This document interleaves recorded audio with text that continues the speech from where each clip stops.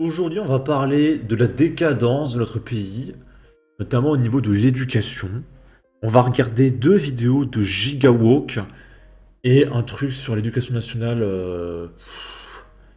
Moi, j'avais envie de vomir, d'accord.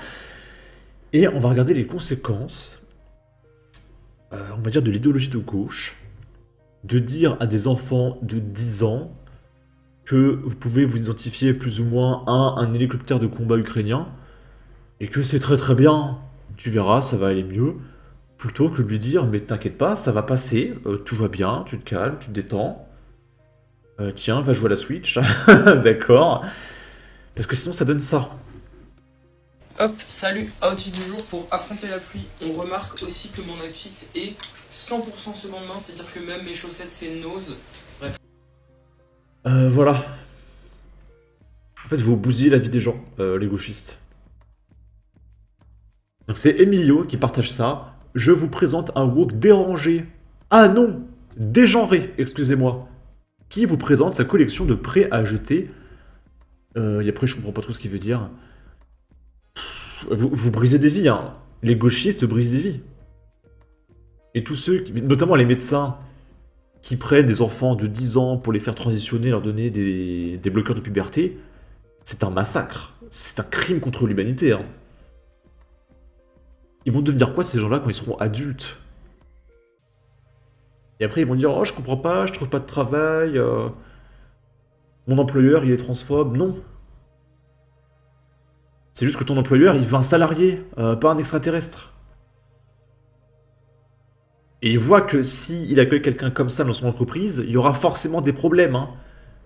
Il va dire oh l'autre il m'a mégenré, je sais pas quoi. Enfin, tu sais très bien qu'accueillir quelqu'un comme ça dans ton entreprise, il va y avoir des problèmes. Donc oui, tu vas pas être embauché, évidemment. Ah bref. J'adore. Donc pantalon d'Exit Street, chaussures des Démonia. J'ai bien aimé le combo que j'ai fait. Donc j'ai un col roulé Emmaüs, je crois. La chemise Vinted, ça c'est genre Domios Sport. Et je suis trop content de comment ça s'arrange et de comment ça rend. Donc on peut voir s'est fait arracher les sourcils, hein, parce qu'il s'est repeint les sourcils, il a un piercing dans le nez. Vous allez voir, il a des lobes d'oreilles. Il y a genre ce collier que j'ai mis genre 2 fois dans ma vie, donc je suis trop content de le remettre. Il y a ce collier là que hop, j'ai fait moi-même. Je pourrais vous faire un détail de tous les derniers colliers que j'ai fait parce que j'en fais pas mal. Ah non, même pas, j'ai cru. L'habitude, réflexe. Je crois que c'est le prochain. Non, même pas, l'habitude. Vous savez, quand on voit des walks tous les jours avec des lobes de 15 mètres et puis des tatoués de la tête aux pieds qui veulent s'arracher. Vous avez sûrement déjà vu ce mec là, qui est passé dans l'émission de Thibaut InShape. Le mec s'est fait amputer les doigts. Du coup, il lui reste plus que 3 doigts. C'est pour ressembler à un extraterrestre. Et son objectif, c'est de se faire amputer une jambe pour qu'il soit unijambiste. Pour ressembler à. Pour qu'il soit plus en accord avec. Avec sa schizophrénie, je sais pas. Et les gens ils disent oh c'est très bien, il fait ce qu'il veut, oui, fais-toi amputer une jambe, c'est très très bien. Il va rien voir mais j'en peux plus hein. Assez content de mon make-up. J'ai juste mis ça parce qu'en soit il fait pas très froid, juste il pleut donc j'aurai mon parapluie. Pour mon sac à dos, j'ai changé. Je trouve que ça va bien avec le fit, vraiment mon préféré. Hein. 2 € très bien investi sur Vinted. Et donc voilà pour mon outfit du jour pour la pluie de Paris. C'est marrant parce qu'il a le chapeau de Pac-Man Junior.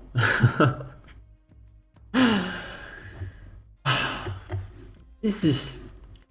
C'est un mec, alors c'est IL. C'est pas un mec, c'est IL, d'accord. Qui a perdu son sac à main.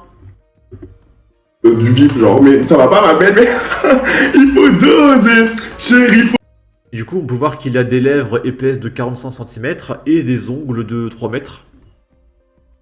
Voilà. faut doser. Bref, Nelly, c'est tout. Au final, après, je suis resté.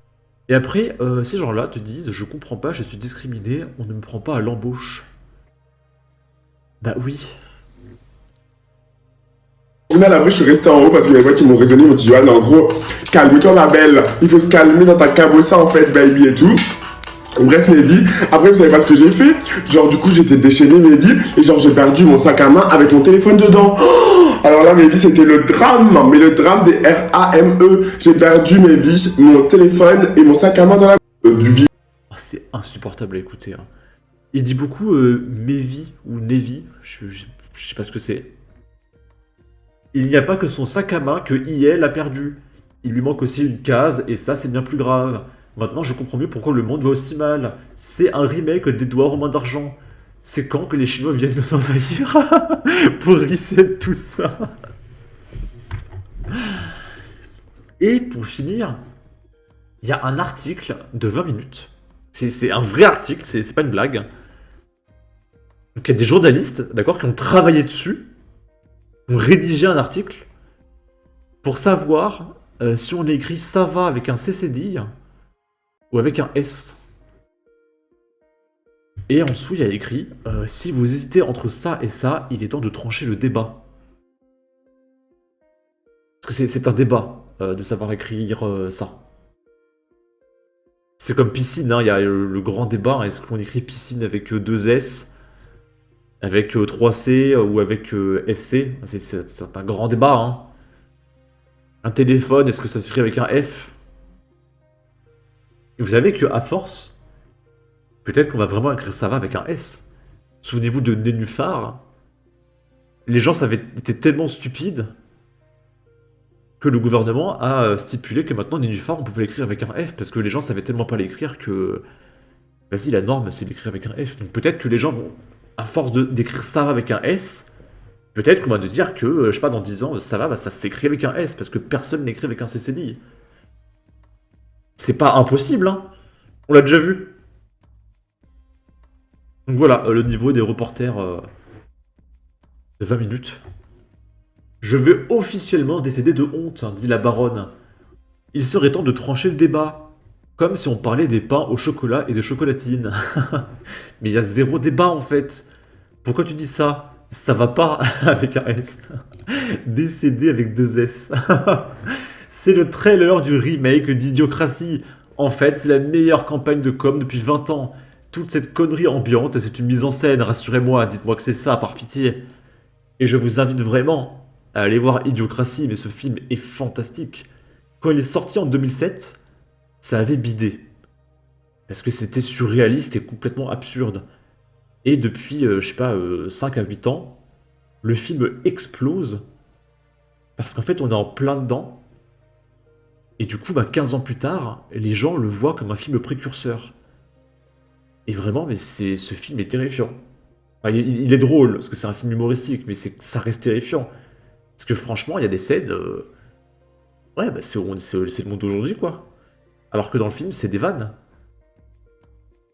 Le coup du code barre pour se faire scanner pour savoir quitter. Tu regardes ça après le Covid, t'es en mode... Waouh, c'était un complot à l'époque, quoi. Genre... c'est fou. Donc allez voir sur Disney+, Idiocratie. Encore une fois, c'est aussi appelé Planète Stupide. C'est à 2 noms. C'est fou. En tout cas, n'hésitez pas à donner votre avis, votre opinion, à partager, liker, commenter. Ça aidera au référencement de la vidéo sur YouTube. Abonnez-vous, suivez-moi sur Twitter et à la prochaine pour de futures vidéos. Ciao!